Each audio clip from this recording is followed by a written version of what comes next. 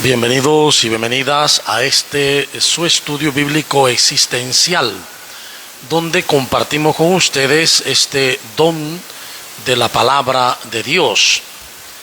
Estamos compartiendo este Evangelio según San Mateo en este año de fe creativa. Y vamos a iniciar en el nombre del Padre y del Hijo y del Espíritu Santo. Padre de misericordia, envíanos el don de tu Espíritu para que nos abramos a Él en el interior y como María seamos capaces de escuchar tu palabra y de guardarla para hacer la vida en nuestras vidas, auténticos discípulos misioneros tuyos en salida y sinodales. Por Jesucristo nuestro Señor. Amén. Muy bien, vamos a mirar hoy este capítulo 24. Con este capítulo comienza, podríamos decir, como una segunda parte del Evangelio de San Mateo, que se le suele llamar el discurso escatológico. Escatológico por la palabra escatón, que se refiere a lo último, lo final, lo definitivo. El capítulo comienza así: cuando salió Jesús del templo, caminaba y se le acercaron sus discípulos para mostrarle las construcciones del templo. Pero él les respondió: ¿ven todo esto? Yo les aseguro, no quedará aquí piedra sobre piedra que no sea destruida. Estando luego sentado en el monte de los Olivos, se acercaron a él en privado sus discípulos y le dijeron: dinos cuándo sucederá eso y cuál será la señal de tu venida y del fin del mundo. Hasta aquí, esta pequeña perícopa es de suma importancia porque recordemos que el apóstol, o mejor dicho, el evangelista o la comunidad mateana escribe entre el 75 y el 85 después de Cristo. Esto quiere decir que escribe después de haber acontecido la destrucción del templo y la inmersión violenta de los romanos en Jerusalén con el general Tito. Entonces hay que tomar en cuenta, ¿por qué? Porque lo que está haciendo aquí el autor es una vaticinia ex eventum, es decir, un vaticinio después del evento. Es una forma literaria que se podía utilizar. Uno podía ubicar el texto en una época y vaticinar hacia el futuro algo que ya había sucedido, que ya uno lo había visto, pero como el texto lo pone más atrás, se puede hacer la vaticinia ex eventum. Y fíjense, hay algo que aquí de pronto no encaja. Dice: y caminaba Jesús, se le acercaron los discípulos para mostrarle las construcciones del templo. O sea, si Jesús creció conociendo el templo, desde niño él vio, y cuando tenía 13 años lo llevaron, 12 años, y luego siguiendo todos los años fue. O sea, que él conocía el templo. ¿Por qué le van a mostrar la construcción? Como si no la conociera. No, lo quieren recurrir es a otra cosa. Quieren ver cómo el templo, que es como el centro donde Dios está en Israel, hecho de piedra, hermoso, majestuoso, el mismo Jesús dice: no quedará piedra sobre piedra, todo será destruido. Y cuando está en el monte de los Olivos, le preguntan: ¿y cuándo va a ser esto? Dinos cuándo sucederá eso. ¿Y cuál será la señal de tu venida, del fin del mundo? Esto es en la traducción se ve muy claro algo importante. El tema de la segunda venida como tal no aparece en el Nuevo Testamento. O sea, sí, segunda venida, sino que es una deducción que se ha hecho en distintos niveles. Jesús dice su venida. En este momento los discípulos no entendían que era la resurrección. Así que, ¿a qué se referían cuando dice su segunda venida? Es que habían subido a Jerusalén y vendría otra. ¿Ve? ¿Cuándo se daría? Pero ¿cuándo sería el fin del mundo? Entonces, tiene que ver realmente el fin del mundo como acabamiento de la historia del planeta. No, es fin de una era, de una manera de pensar, de una manera del ser humano, con el pensamiento de Jesús, con la enseñanza de Jesús, con la revelación de Jesús sobre Dios, y la vida de sus seguidores comienza una nueva era, un nuevo mundo basado en el amor, donde la ley fundamental incluso alcanza al enemigo. El segundo punto va a tratar sobre el comienzo de los dolores. Jesús, versículo 4, le respondió cuando preguntan cuándo va a suceder esto: miren que no les engañe nadie, porque vendrán muchos usurpando mi nombre, diciendo yo soy el Cristo, o sea, yo soy el Mesías, yo soy el ungido, y engañarán a muchos. Entonces Jesús advierte que vendrán muchos diciendo que son salvadores, que son Mesías, engañando a muchos. Oirán también hablar de guerras, rumores de guerra. Cuidado, no se alarmen, porque eso es necesario que suceda, pero no es todavía el fin. Pues se levantará nación contra nación y reino contra reino, y habrá en diversos lugares hambres y terremotos. Todo esto será el comienzo de los dolores de parto. Claro, estos signos escatológicos, como se llaman, los dolores de parto, Jesús anuncia que no nos dejemos engañar, que aun cuando hayan estos signos no es todavía el fin. ¿Por qué? Porque en todas las épocas hay terremotos en algún lugar, hay de pronto lluvias torrenciales, hay movimientos extraños, hay guerras, hay rumores de guerra. En todo el tiempo lo ha habido. Dice, eso es necesario, pero todavía no es el fin. Esto es como el dolor de parto. En otras palabras, las guerras, los sufrimientos, aunque son dolorosos para el ser humano, también son una oportunidad para crecer, para parir. El dolor de parto se da porque está pariendo la mujer o de pronto el animal. Pero dice, el fin no es el dolor de parto. El dolor de parto es como el momento de aprendizaje. El mundo o aprende a la buena, aprende desde el amor, o aprende desde la caída, desde el dolor. Y por eso las cosas duras no son mandadas por Dios, son consecuencias del mismo hombre, pero a la vez son una llamada al aprendizaje. Luego de esto dice, surgirán muchos falsos profetas que engañarán a muchos, y al crecer cada vez más la iniquidad, la caridad de muchos se enfriará, pero el que persevere hasta el fin, ese se salvará. Entonces habrá muchos que engañarán, falsos profetas. El profeta es un garante de la alianza. El profeta, por lo tanto, es un garante de la nueva alianza, de la Eucaristía. Y la Eucaristía es el amor de Dios entregado en el resucitado. Por tanto, el profeta es un garante de la alianza de amor.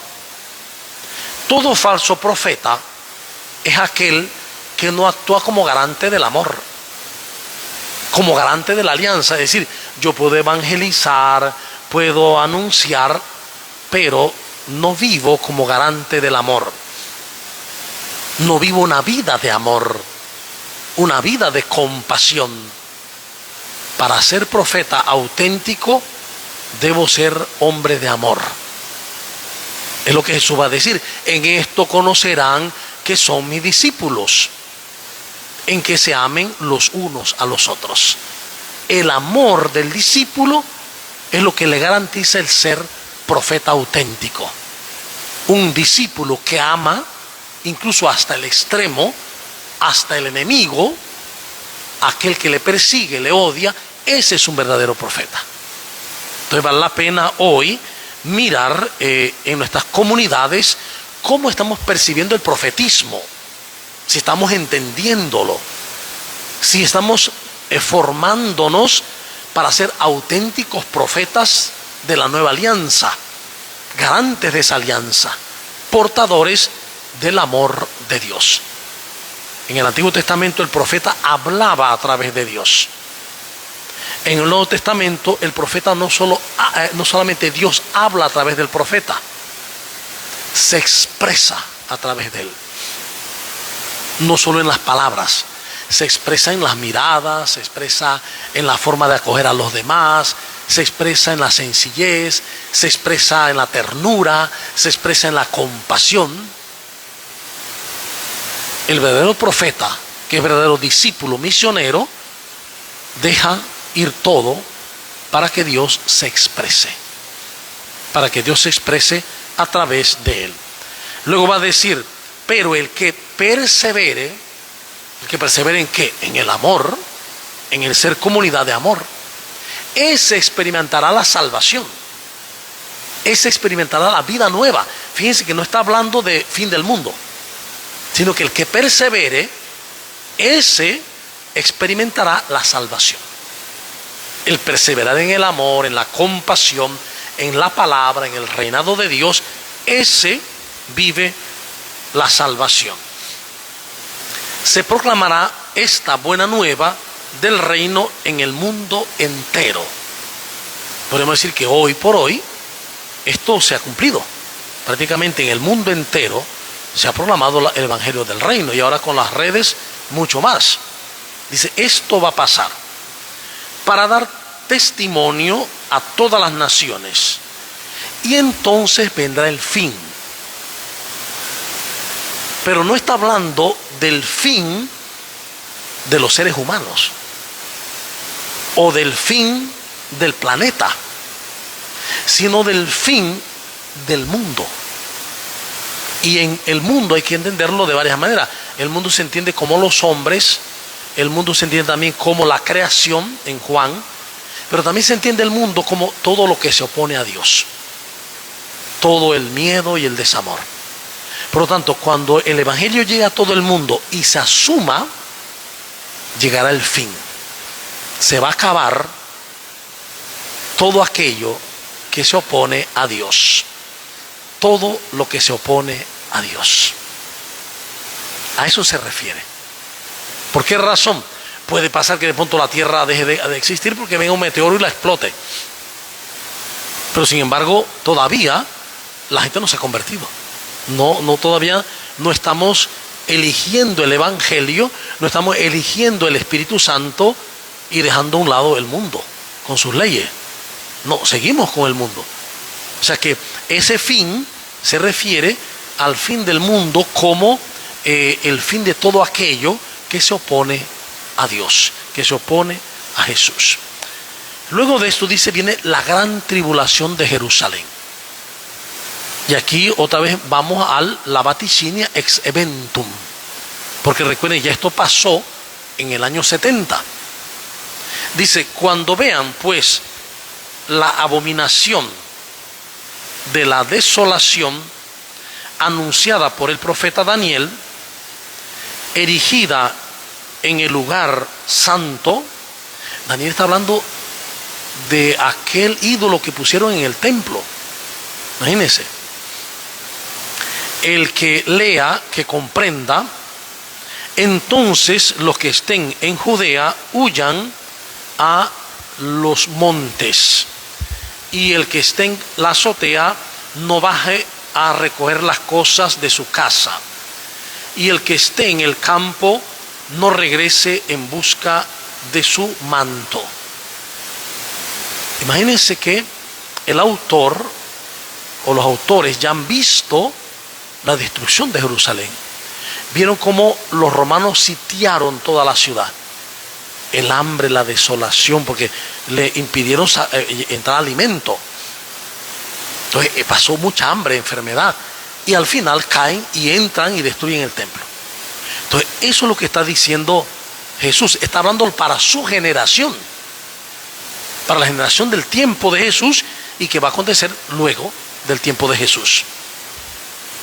Dice, entonces, ¿qué va a acontecer? Dice, hay de las que estén embarazadas o criando en aquellos días.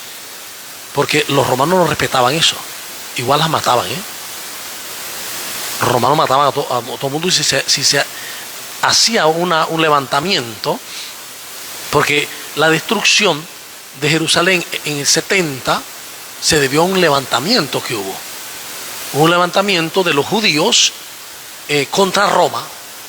Y eso causó primero el asedio y luego la destrucción.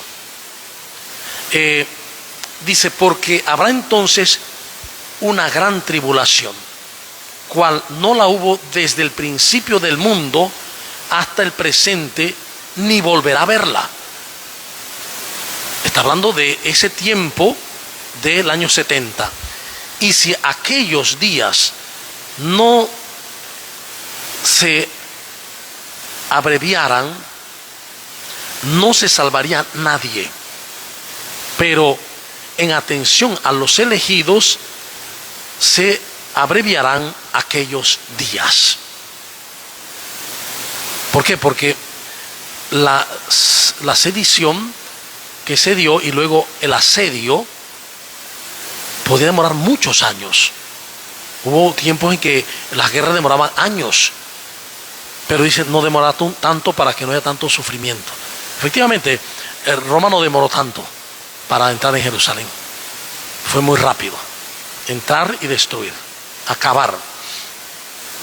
Entonces algunos dirán, alguno me dice o les dice, miren, el Cristo está aquí o allí, no le crean. Esto es importantísimo porque hoy también hay muchos lugares, no, que Cristo se apareció por allá, que la Virgen está por acá. Dice, muchos van a decir, el Cristo está aquí o allá, no les crean. No les crean. ¿Por qué dice? Porque surgirán falsos cristos y falsos profetas que harán grandes señales incluso y prodigios capaces de engañar, si fuera posible, a los mismos elegidos. Miren que se los he predicho. En tiempo de Jesús y después hubo hombres que anunciaron el evangelio, algunos por dinero, otros buscando fama, otros siguieron anunciando el evangelio cambiándole cosas. O sea, fue una experiencia que ya se estaba dando. De hecho, no había un solo grupo de seguidores de Jesús, hubo muchos seguidores. Hubo muchos seguidores de Jesús. Es decir, hubo muchas líneas de seguimiento. Hacia el año 100 ya había muchas líneas. Unas de pronto muy gnósticas, otras de tipo muy de pronto literalistas, otras milenaristas. Ya iban naciendo maneras de ver a Jesús. Entonces, el autor que está viendo y se van a salir falsos profetas que van a decir, por ejemplo, que si no se circuncidan no serán seguidores de Jesús, que si no siguen la ley no seguirán seguidores de Jesús. O sea, mucho de esto él aclara que tengan cuidado, ya él lo ha predicho. Así que dice el 26, así que si les dicen está en el desierto, no salgan, está en los aposentos, no lo crean, porque como el relámpago sale por el oriente y brilla hasta el occidente, así será la venida del Hijo del Hombre. Donde esté el cadáver, allí se juntarán los buitres. Entonces, claro, cuando escribe esto ya Jesús había muerto y había resucitado. Y están esperando su segunda venida. Ahora sí, esa venida que Pablo en la Tesalonicenses, en el año 52, en el otoño del 52, primera de Tesalonicenses, va a decir que es pronto, que eso es ya. Pero cuando va pasando 52, 62, 72, 82, ya van 30 años y no viene. Entonces ya el Evangelio dice, ve, cuidado, que los pueden engañar.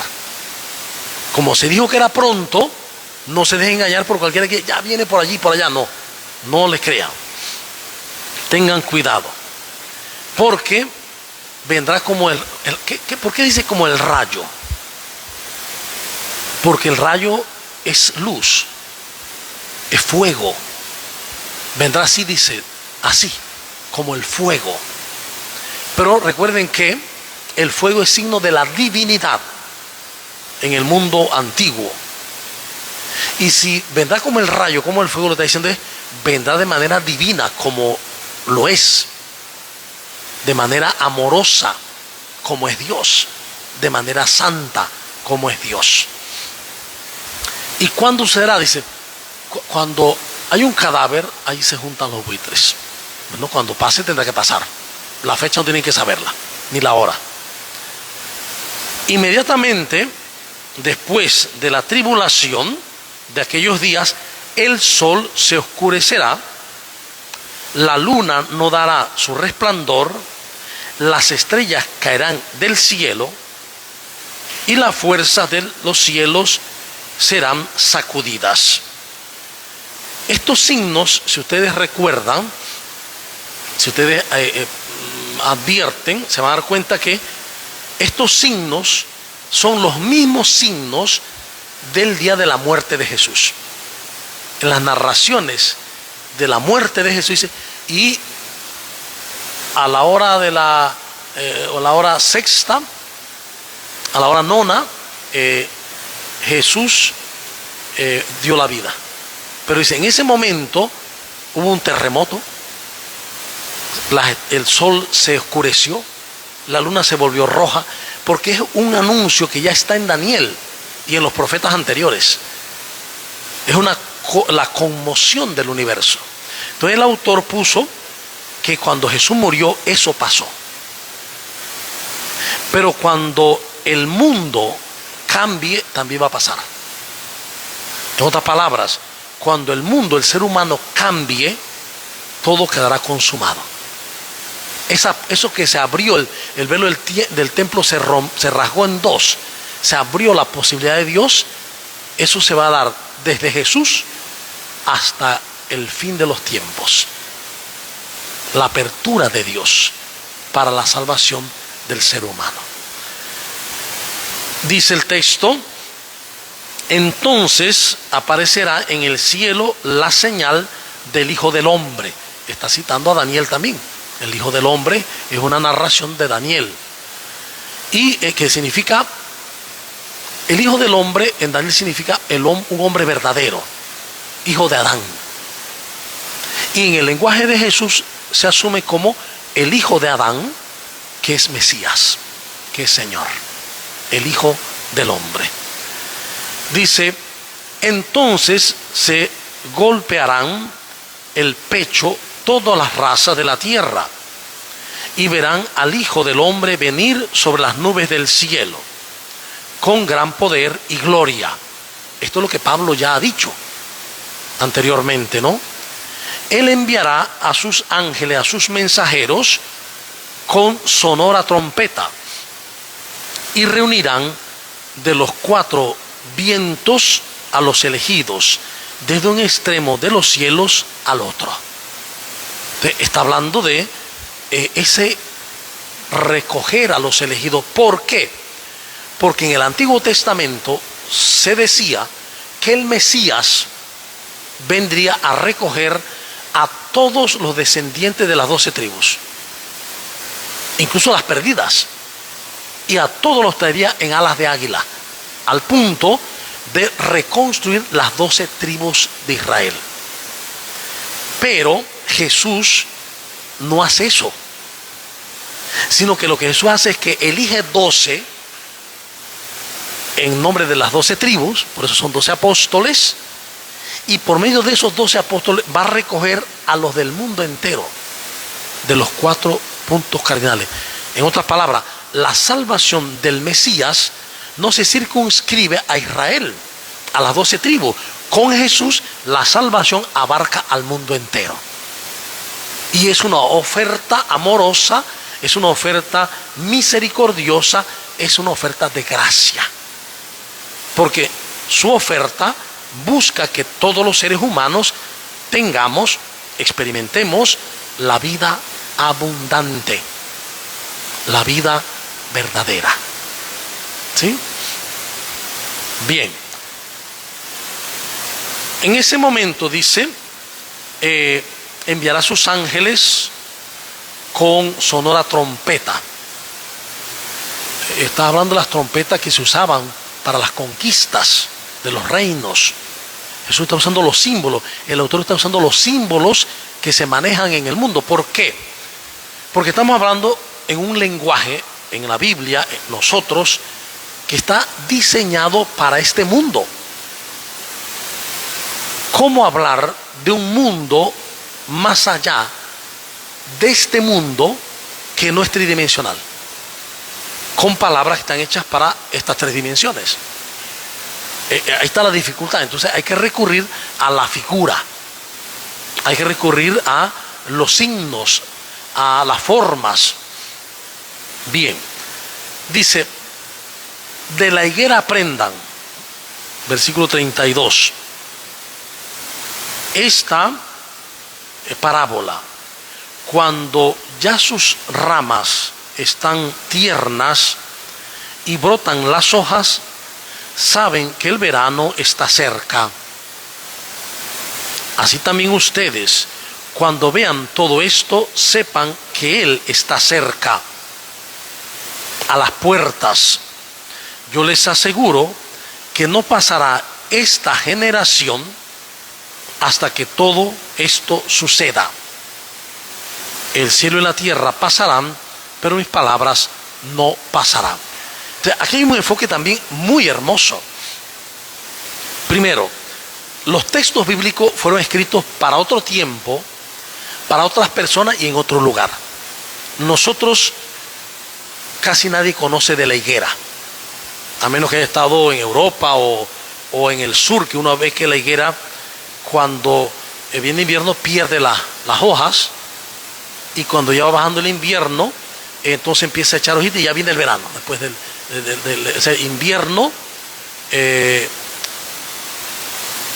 invierno, primavera, verano. Entonces, cuando pasa el invierno que está sin hoja, viene la primavera, pasa la primavera y ella empieza a echar las bolitas. Y entonces empieza a echar las ramitas, las hojitas. Pero ya es cuando se acerca el verano. Entonces es una forma que no es nuestra, nosotros no entendemos eso. Pero lo que quiere decir es que se fijen, cuando todo esto esté pasando, quiere decir que ya Él viene, ya Él se acerca. Pero miren lo que dice aquí. Yo les aseguro que no pasará esta generación. ¿A cuál generación se refiere? Cuando el autor escribe esto, dice, es la generación. ¿Cuál fue la generación? La que Jesús nace y muere, es una generación. Porque la generación duraban 40 años. Y más o menos desde la muerte, un poquito más, hasta el 80 y pico, es la otra generación. En esa generación pasó todo eso. Por eso dice, no pasará esta generación. Porque efectivamente en el año 70 se cayó el templo, vino todo lo sobre Jerusalén, toda la destrucción que hubo. Entonces, eso, cuando dice que Jesús lo anuncia, es porque pasó realmente. Pero ya había pasado cuando lo escribe. Entonces dice, Jesús anunció esto, dijo algo así. Así que esto es clarito, vamos a escribirlo tal como sucedió, porque Jesús lo anunció. Y pasó exactamente. Y claro, Jesús, ¿cómo lo pudo anunciar Jesús? Porque Jesús les dijo, y evidentemente eso no está en los textos bíblicos, ¿no? Pero tiene que haberles dicho que optaran no por los levantamientos, no por la violencia, no por la guerra a sus contemporáneos, sino por la paz. Aunque aquí lo mencionan algunas veces, claro. Y ellos no le hicieron caso. Y precisamente esos levantamientos llevaron a la destrucción de Jerusalén. ¿Ven? Bien. Dice, mas aquel día, algo importante, dice, yo les aseguro que esta generación, cada generación vive esto. Cada generación vive o la salvación o la perdición. Cada generación vive el prosperar o el decrecer. Cada generación vive el amor o el miedo. Vive la abundancia o la carencia. Cada generación. Y dependerá si le creemos a Jesús, si le seguimos su camino, si seguimos su camino. Porque si le creemos a Jesús, creemos en su reinado, en el reinado de Dios. Y si asumimos su reinado, todo lo demás vendrá por añadidura. Si no aceptamos su reinado, estaremos siempre carentes buscando las añadiduras, persiguiéndolas, queriéndolas obtener. Esa es la decisión de cada generación. O seguimos a Jesús o estamos contra Jesús. Cada generación tiene que vivir esto. Dice el texto, mas de aquel día y hora nadie sabe nada, ni los ángeles de los cielos, ni el Hijo, sino el Padre. Pero por si acaso le quisieran preguntar, dicen, no, es que ni el Hijo sabe. Solo el Padre sabe ese tiempo. Como en los días de Noé, así será la venida del Hijo del Hombre. Porque como en los días que precedieron al diluvio, comían, bebían, tomaban mujer o marido, hasta el día en que entró Noé en el arca, y no se dieron cuenta hasta que vino el diluvio y los arrasó a todos. Así será también la venida del Hijo del Hombre. Entonces estarán dos en el campo, uno es tomado, el otro dejado. Dos mujeres moliendo en el molino, una tomada, la otra dejada. Velen pues, porque no saben en qué día vendrá su Señor. Esto es interesante, ¿por qué? Porque primero está diciendo Jesús, la hora no se sabe. El día que Jesús viene no se sabe. Pero aquí tenemos que entender también, no solo la primera venida, vino en carne, la segunda venida que vendrá, pero también los padres de la iglesia hablan de una tercera venida, que es la que está viniendo constantemente, la de este momento, la que viene en cada persona, en cada acontecimiento, en la Eucaristía, en la palabra, en la comunidad. Entonces, velen y oren para no perderse la venida del Señor, porque descubrir al Señor es descubrir la vida, es descubrir la alegría. Entonces, velen para descubrirlo cuando viene. Porque uno puede estar haciendo muchas cosas y de pronto dice, uno es tomado y otro es dejado. ¿A qué se refiere? Una persona estará consciente del amor de Dios, consciente de la presencia de Dios, consciente del don de Dios, y otra no. Y en ese momento esta es tomada y la otra no. Tomada significa que experimenta la salvación, que experimenta la vida plena. Hoy pasa lo mismo, porque esto es para la generación. En esta generación hay una persona que está en una computadora y la otra al lado, y una es tomada y otra es dejada. Es decir, una está viviendo el cielo, está viviendo el reino, y la otra no. Eso depende de cada uno si se abre al reinado. Es decir, el don está hecho, la salvación está dada, el perdón está dado. Pero en este mundo físico yo necesito elegir. Yo debo elegir. Y dependiendo de lo que elija, eso voy a cosechar. Luego, dice, velen pues, porque no saben qué día vendrá su Señor. Entiéndalo bien. Si el dueño de la casa supiera a qué hora de la noche iba a venir el ladrón, estaría en vela y no permitiría que le perforaran su casa. Por eso también ustedes estén preparados, porque en el momento en que menos lo piensan, vendrá el Hijo del Hombre. Algunos incluso dicen que esta venida del hombre significa al momento de la muerte. Cuando la persona muere, se da la segunda venida. Y esto se debe a una explicación un poco más profunda. Y es que en la línea del tiempo, uno puede ver los años. 1960, 70, 80, 90, 2000, 2024. Una persona muere en 1980 en la línea del tiempo, pero más allá del tiempo no hay tiempo. Se encuentra lo que llamamos eternidad. Pero una persona que muere en el 90 o en el 2000 también entra al no tiempo. Por lo tanto, todos entran al mismo tiempo, al no tiempo. ¿Me explico? Todos entran al no tiempo en el mismo tiempo. No importa los años. Por eso, la venida final es ese momento. Que para nosotros en el tiempo estamos como mirándolo, pero ya todo está dado. Por eso que en la liturgia la historia está salvada. Porque en la liturgia el no tiempo acontece, el misterio, y nos presenta la boda del Cordero, la salvación total. La historia está salvada. Y dice, por eso, velen y oren. ¿Qué nos corresponde hacernos a nosotros? Velar y orar, estar despiertos, estar conscientes de las distintas venidas del Señor. En los hermanos, en los acontecimientos, en la palabra, en la Eucaristía y en la muerte. ¿Sí?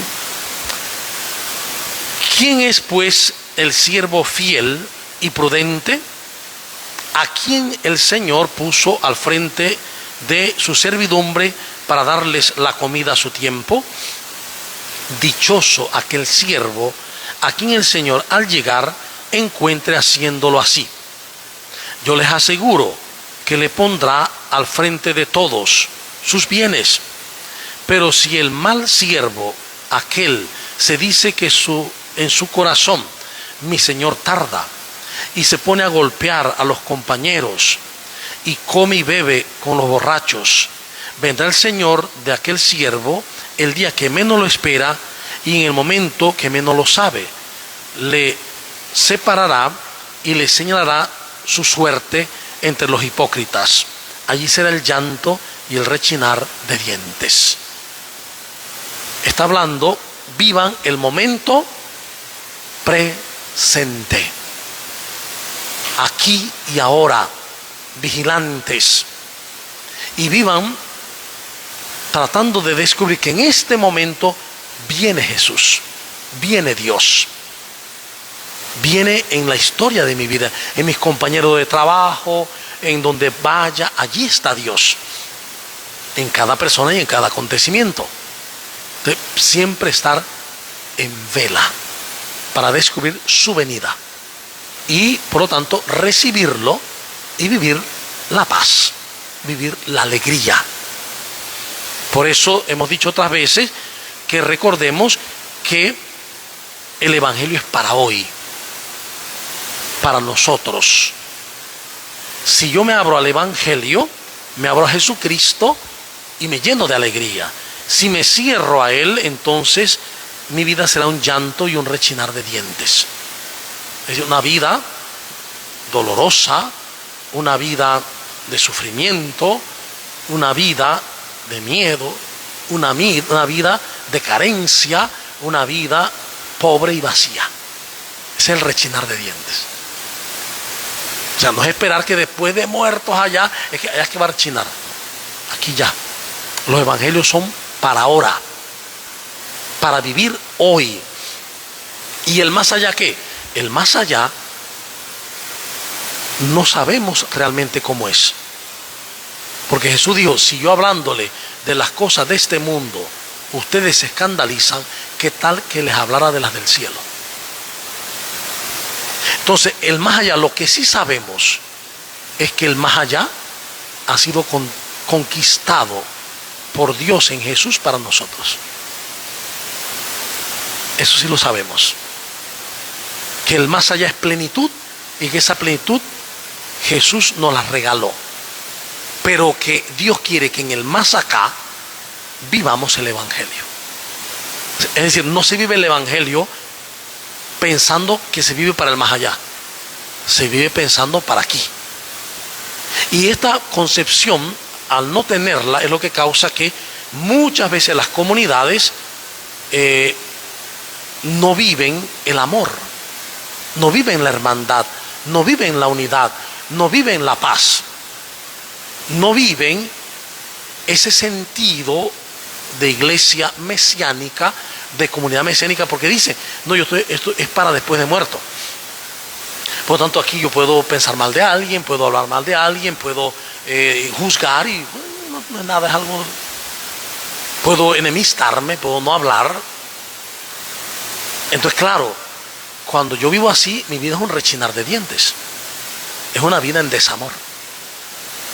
En otras palabras, tenemos que convencernos que el Evangelio es para vivirlo aquí y ahora. Y que todo ese Evangelio debo asumirlo. Porque el fin es que aprenda a vivir como Jesús. Aprender a vivir como Jesús. Bien, entonces vamos a dejarlo allí para ver las preguntas. Si alguien tiene preguntas, si hay algún comentario sobre este capítulo 24 de San Mateo. Buenas noches, hermanos, padre.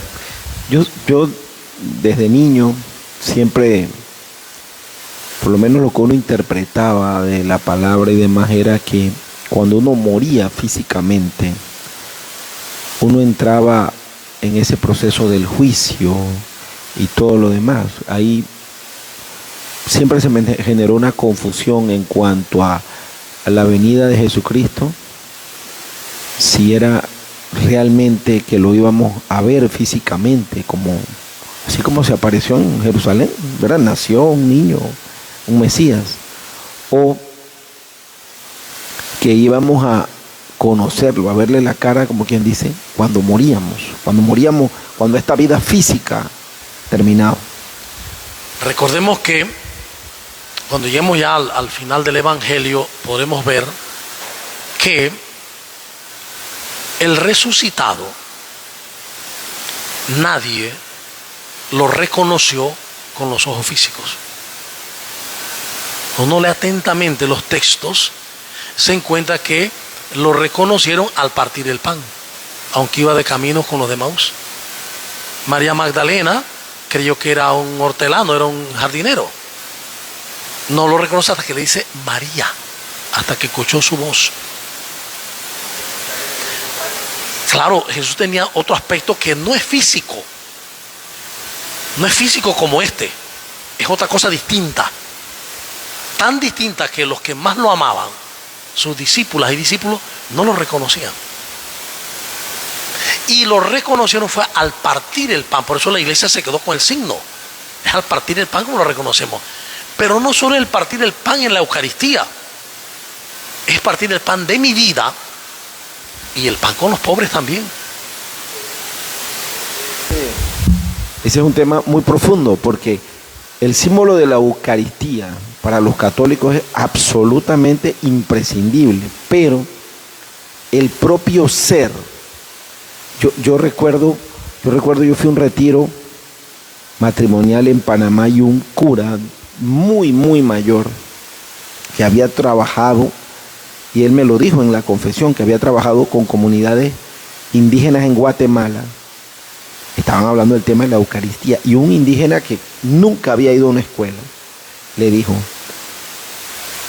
mi comunión es mi esposa, porque yo comparto mi vida hace 50 años con ella.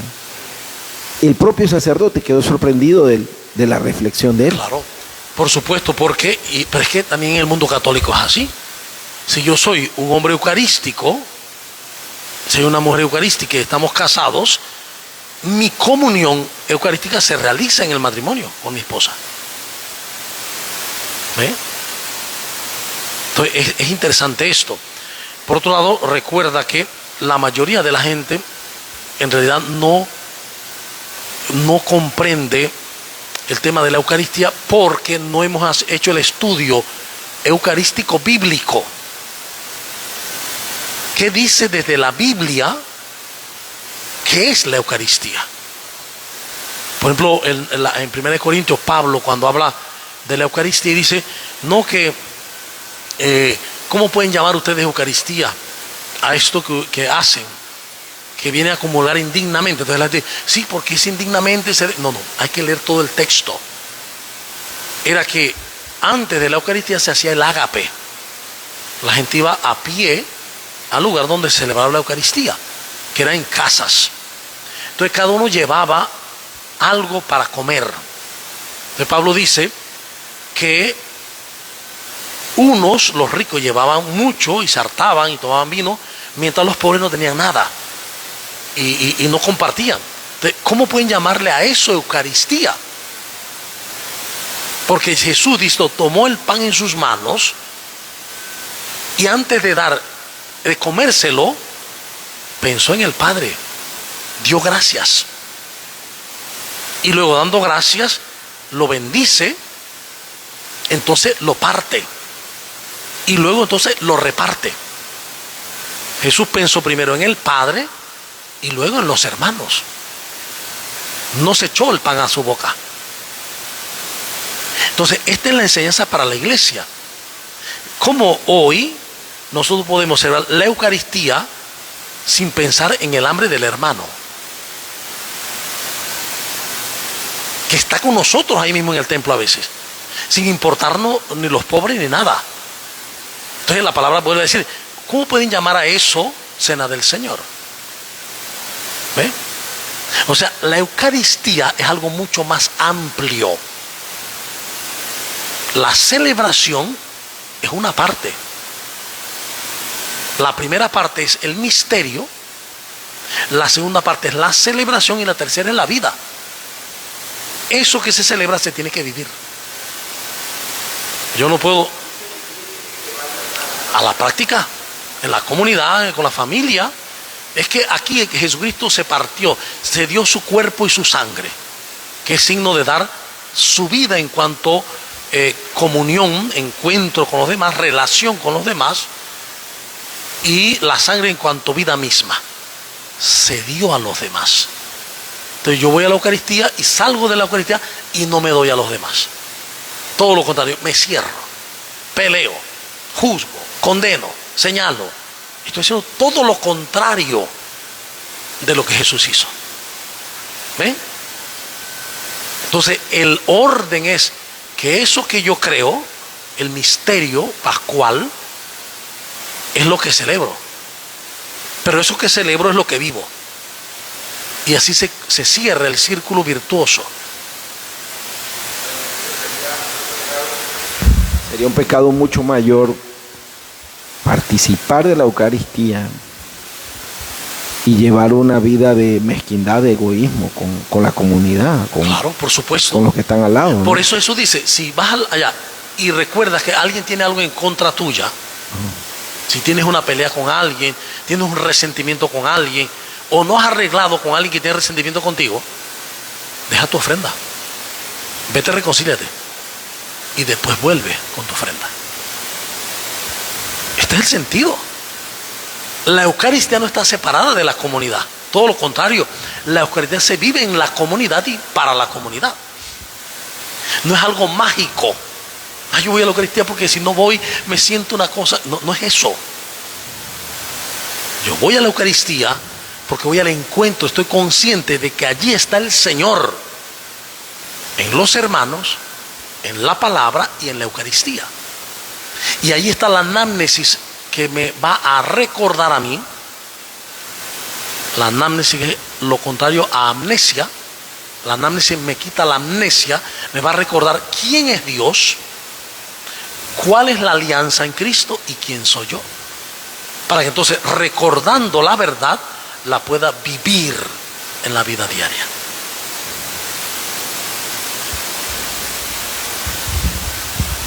¿Alguien más? A ver.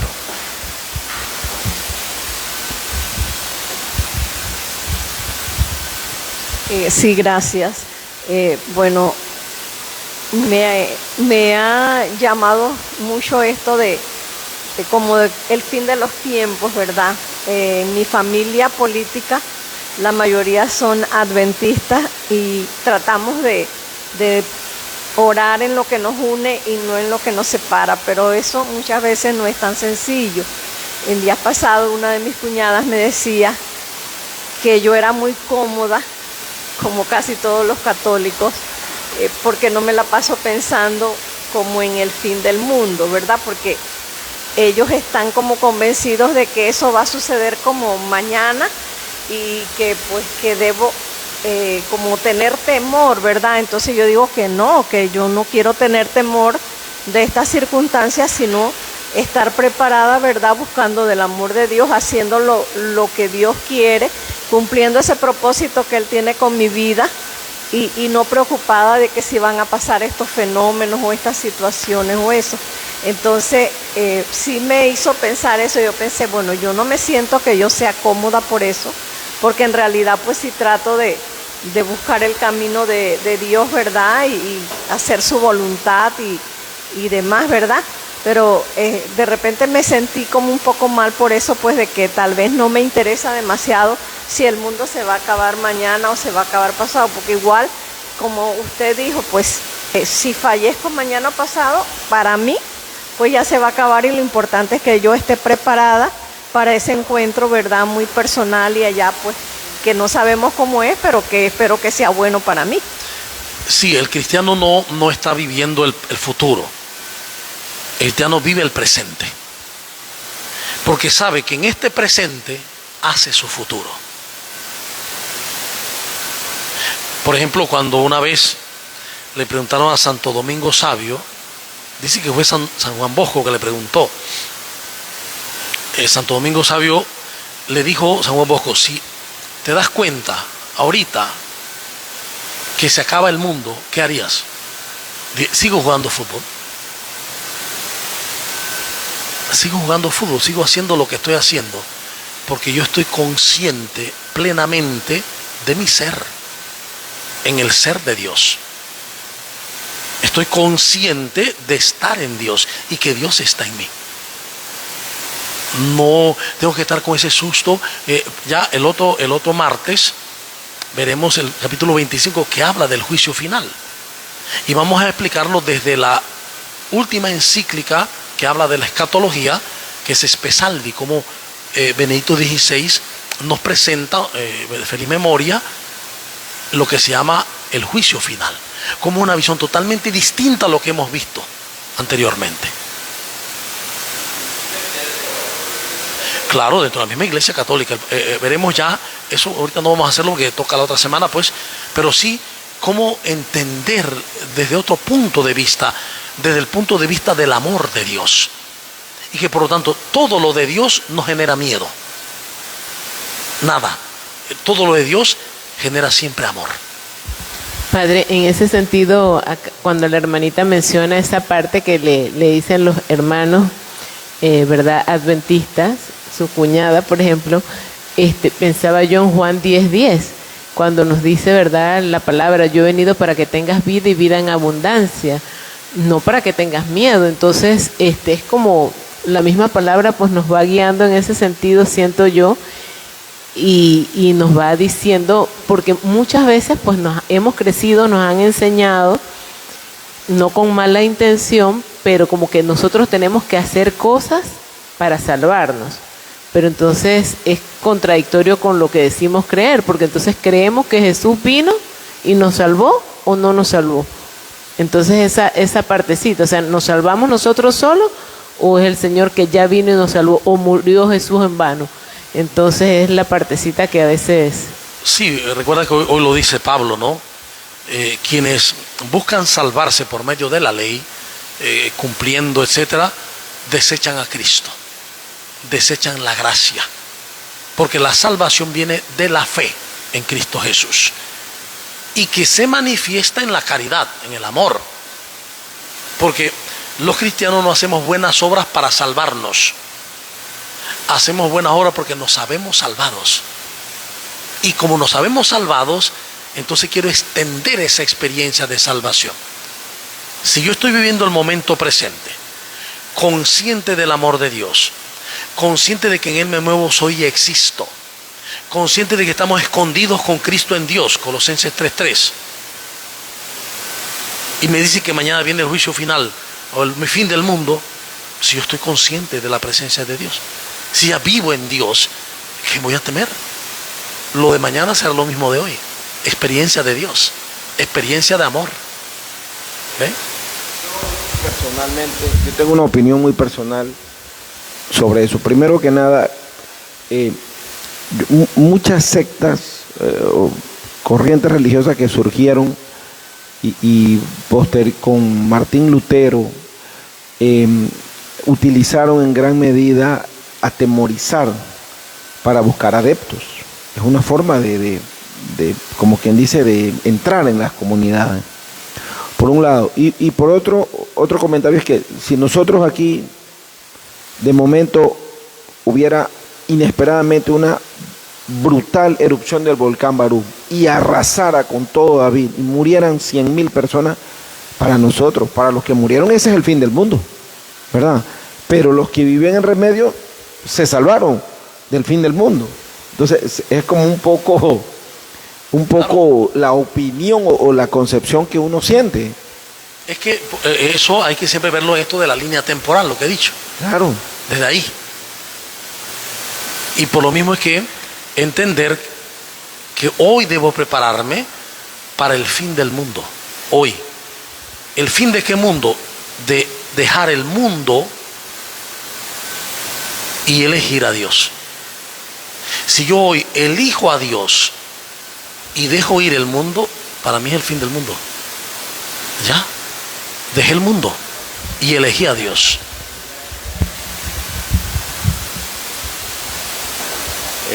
Padre, ahora que escucho al hermano y a la hermana, en 1989, el 90, por ahí, cuando fue la invasión, yo nací en el 81 y vivía con mis abuelos, y un tío mío era como de eso, nada, con Noriega y eso, pues, y dice que este es el último par de zapatos que me voy a comprar cuando cayeron los gringos. Y se acabó el mundo. Y uno de niño empezó a llegar el helicóptero, iba de gringo por todos lados. Todos los días yo cuando escuchaba esos gringos y veía esos carros, quedaba metido bajo un gallinero. Se acabó el mundo, decía. Y así mismo en la finca tenemos unos paisanos que trabajan y me dicen, ¿para qué va a hacer tal cosa? Ya Dios está por venir, y ellos son adventistas. Entonces, inclusive, como dice la hermana, la familia política por lado de mi esposa, en veces yo voy y estamos en la tarde visitándolo una noche.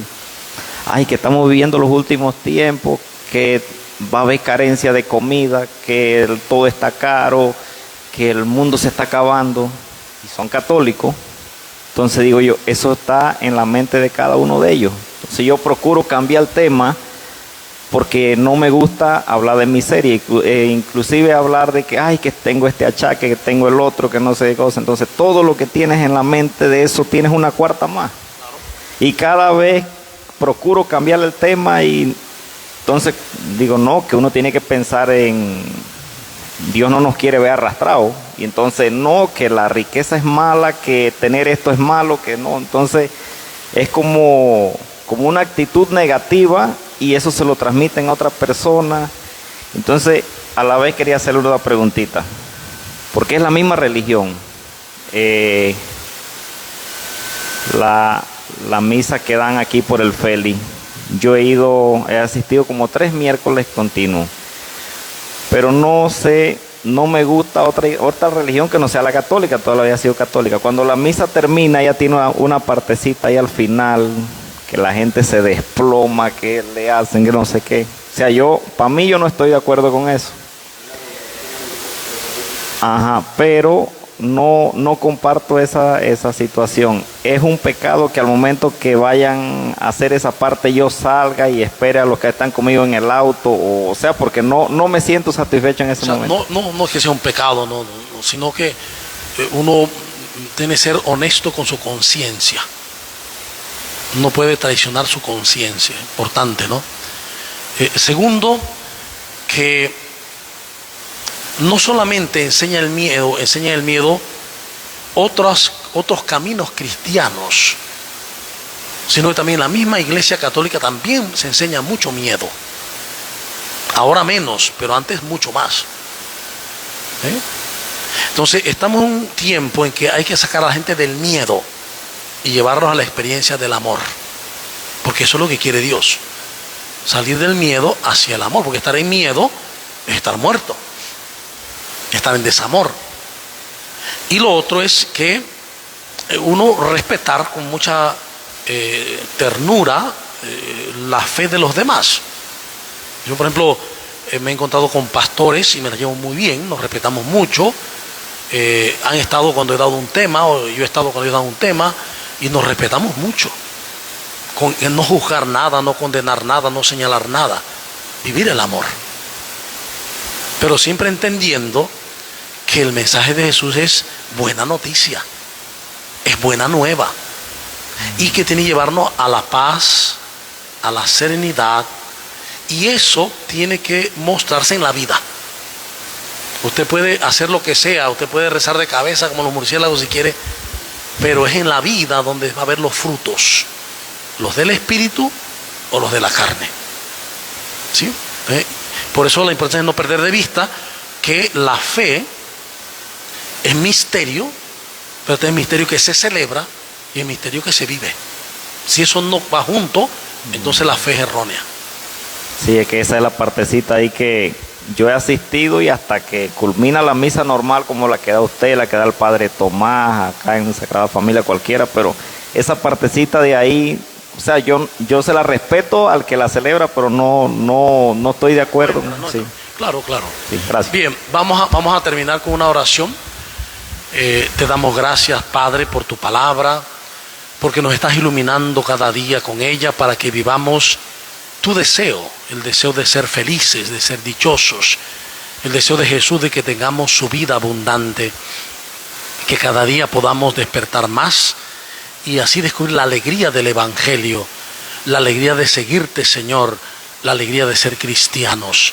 Por Jesucristo nuestro Señor. Amén. Muy bien, entonces nos esperamos la próxima semana a la misma hora y mil bendiciones para todos.